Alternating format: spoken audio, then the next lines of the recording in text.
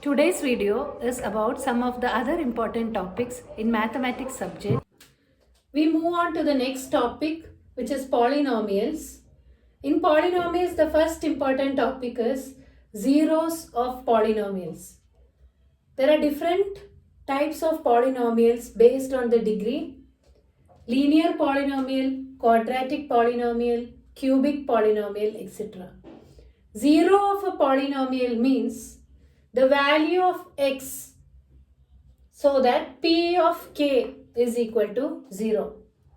If p of x is a polynomial ax plus b, then 0 of a linear polynomial is p of k, means the value of k you substitute in the place of x, the value should be 0. 0 of a linear polynomial represents a straight line graph, and 0 of a linear polynomial will be minus b by a, comma 0. Now we move on to zeros of quadratic polynomials. The quadratic polynomial has degree 2 and of general form ax square plus bx plus c. The graph of a quadratic polynomial is parabola, and this is parabola here on the right hand side. So zeros of a quadratic polynomial means there are two zeros for a quadratic polynomial, because the degree of quadratic polynomial is 2. The x coordinate of the points intersecting the x-axis will give the zeros of the polynomial. So this, on the right hand side, you can see this is a parabola, and here the parabola is intersecting the x-axis at these 2 points. So the x coordinate of these 2 points are 0 of the polynomial. Now the graph can be represented like this, or like this, or like this. So here this graph has 2 points intersecting at x-axis, which gives 2 distinct zeros. This graph, if you see, there is only 1 point intersecting the x-axis. That means there are 2 zeros, but 2 zeros are equal. And this parabola represents that there is no zero for this polynomial. Means you can see that the parabola is not intersecting the x-axis. So there can be 3 cases. One is 2 zeros, one is only 1 zero, and one is no zero. Now zeros of cubic polynomial means, as in the case of quadratic polynomial, the degree is 2. The graph intersects the x-axis at 2 positions. Cubic polynomial has degree 3. So the graph should intersect the x-axis at 3 points. So there will be 3 zeros for a cubic polynomial. So according to the degree of the polynomial, there will be as many points of intersection with x-axis. As many zeros are there. Next important point in polynomials chapter is relation between coefficients and zeros of a polynomial. If alpha and beta are zeros of the polynomial ax square plus bx plus c, then sum of alpha beta, that is alpha plus beta, is equal to minus b by a, that is coefficient of x by coefficient of x square, and alpha beta is equal to c by a, that is constant by coefficient of x square. Next topic is finding zeros of a polynomial and verifying the relationship between coefficients. To find the zeros, in the previous video I have explained how to find the zeros of a quadratic equation.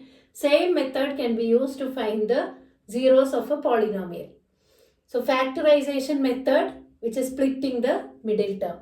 Once you find the zeros, you can verify the relationship between zeros and the coefficients by alpha plus beta is equal to minus b by a, alpha beta equal to c by a.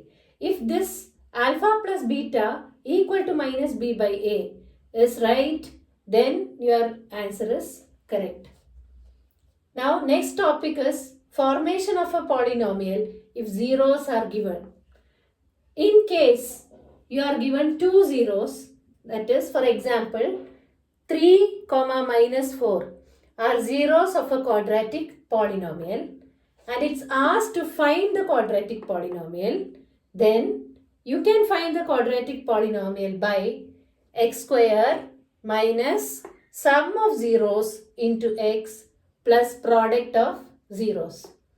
So in this case, x square minus 3 plus minus 4 into x plus 3 into minus 4. That is x square plus x minus 12. So this is the quadratic polynomial which has zeros 3 and minus 4. Next important topic is real numbers. In real numbers, we have fundamental theorem of arithmetic. So fundamental theorem of arithmetic states that every composite number can be expressed as product of primes and this factorization is unique apart from the order of the numbers. This means what are prime numbers and what are composite numbers. Prime numbers are numbers which have factors, the number itself and 1. Composite numbers have other factors. So here the product of every composite number can be expressed as the product of primes. So when, for example, 90, you have to express 90 as product of primes. So factorization of 90 you get as 2 into 5 into 3 into 3. Here 2, 5 and 3 are prime numbers and this factorization is unique. But the order of 2, 5 and 3 can change based on what you put here. So this is fundamental theorem of arithmetic. Next we go to next important point in real numbers, that is HCF and LCM. HCF is highest common factor, LCM is least common multiple or lowest common multiple. To find the HCF and LCM of two numbers, we take the prime factorization method or technique. So here for example, you have to find the HCF of 18 and 45. So you carry out prime factorization here. The common factor of 18 and 45 is 3, that is 6 and 15, again 3, 2 and 5. Now there is no common factor for 2 and 5. So here we stop the factorization and the HCF will be 3 into 3, which is equal to 9. So HCF of 18 and 45, that is the highest common factor of 18 and 45 will be 9. Next we move on to LCM. LCM we carry out the same factorization and we continue the factorization till we get 1 because we need the common multiple. So then we multiply, we get lowest common multiple or LCM of 18, 45 as 3 into 3 into 2 into 5, which is 90. Now, one more important formula is this HCF into LCM of any two numbers will be equal to the product of the numbers. HCF into LCM should be equal to product of numbers. So here we can verify the same. HCF of 18 and 45 is 9. LCM is 90. So 9 into 90 will be equal to 810. Product of numbers is 18 into 45, which is also 810. So this is verified. So HCF into LCM is product of numbers, which is an important result. Next important topic in real numbers is irrational numbers. We have to prove that root 3 is irrational. So the question will be prove that root 3 is irrational number. So what is an irrational number? A rational number is a number which can be written in the form of p by q, where q is not equal to 0. So an irrational number cannot be written in the form of p by q. So to prove that root 3 is irrational, we assume first that root 3 is rational. That means root 3 can be written in the form of p by q, or here root 3 is equal to a by b. As our assumption is root 3 is rational, I can write root 3 as a by b, where b is not equal to 0 and a and b are co-prime numbers. Now what are co-prime numbers? Co-prime numbers are numbers which have common factor 1. So root 3 is equal to a by b. Now squaring both sides, we get 3b square is equal to a square, which means a square is equal to 3b square, or a square is divisible by 3. If a square is divisible by 3, it means that a is divisible by 3. So a is divisible by 3 means that a can be written as 3 into some integer. That means a is divisible by 3, or a is equal to 3 into c, where c is any integer. Now squaring both sides again, we get a square is equal to 9c square. Now here in equation 1, a square is 3b square. Now we substitute 3b square in place of a square here. We get 3b square is equal to 9c square, or b square is equal to 3c square. That means b square is divisible by 3, or b in turn is divisible by 3. That means here we got a is divisible by 3. Here we got b is divisible by 3. That means 3 is a common factor for a and b. But according to our assumption, a and b are co-prime and a and b have common factor 1. So here we got a and b have common factor 3. That means it is a contradiction to our assumption. Therefore, root 3 is irrational. Similar question is, prove that 5 plus root 3 is irrational. Here also we assume that 5 plus root 3 is rational. That means 5 plus root 3 can be written as a by b, and b not equal to 0, a and b are co-prime. So 5 we take to RHS, we get root 3 is equal to a by b minus 5, or root 3 is equal to a minus 5b by b. Since a and b are integers, right hand side a minus 5b by b is a rational number. But left side root 3 is irrational, which is contradictory. An irrational number can never be equal to a rational number. So our assumption is contradictory. Therefore, 5 plus root 3 is irrational. Next, very important topic is basic proportionality theorem, or BPT. State and prove BPT, or else state BPT will be the question. So basic proportionality theorem states that in a triangle ABC, if a line DE is drawn parallel to BC, then DE divides the other two sides AB and AC in same ratio. You have to know the statement, and here is the proof. So here given is triangle ABC with DE parallel to BC. We have drawn a line DE which is parallel to BC. Now we have to prove that AD by AB, that is ratio of AD and DB. AD is to DB is equal to AE by EC or AE is to EC. So construction, we are drawing DM perpendicular to AC side and EN perpendicular to AB side. Then join CD and BE. This is the construction. Now as proof, we take triangle areas. So here area of triangle ADE. What is area of a triangle?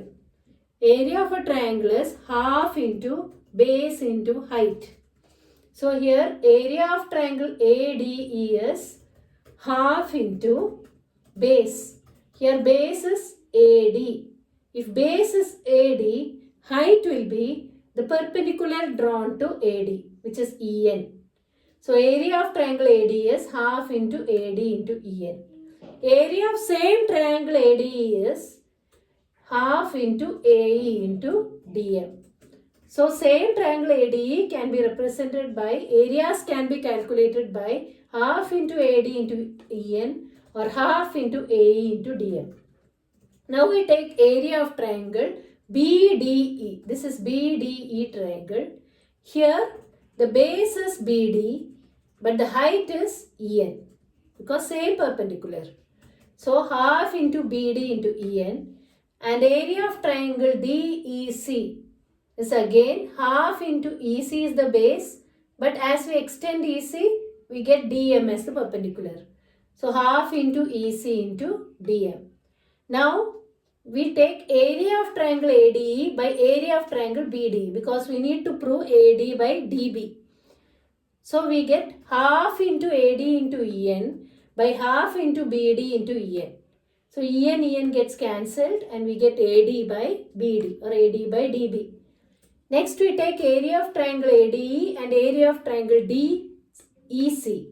Half into AE into DM by half into EC into DM, which is AE by EC. Now we got equations 1 and 2, AD by DB and AE by EC. Now we see the left hand side, area of triangle ADE is cancelled. We have denominator area of triangle BDE and area of triangle DEC.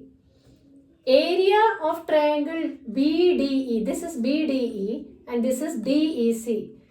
If you see DEC and BED have the same base DE and it's lying between same parallels DE and BC. So there was a theorem that if two triangles are having the same base and lying between two same parallels or the same parallels, their areas are equal. Therefore, area of triangle BD is equal to area of triangle DEC. Therefore, since the left hand side is equal, right hand side should be equal. Therefore, AD by DB is equal to AE by EC. Thus, basic proportionality theorem is proved.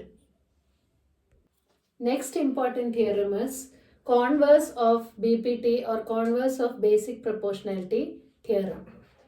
Converse of basic proportionality theorem states that if a line divides two sides of a triangle in same ratio, then the line is parallel to the third side. So here it's given that AD by DB is equal to AE by EC. We assume that DE is not parallel to BC. But we have to prove that DE is parallel to BC. So we have to take, as our assumption is DE is not parallel to BC, we take a point E dash on AC such that DE dash is parallel to BC. So if DE dash is parallel to BC, then by BPT, AD by DB is equal to AE dash by E dash C. So given AD by DB is equal to AE by EC, and here AD by DB equal to AE dash by E dash C, we get that AE by EC is equal to AE dash by E dash C from the given statement and from BPT here. Then we add 1 to both the sides, we get AC by EC is equal to AC by E dash C. So AC are same here, then E dash C and EC should be same. EC and E dash C should be same means E and E dash should coincide.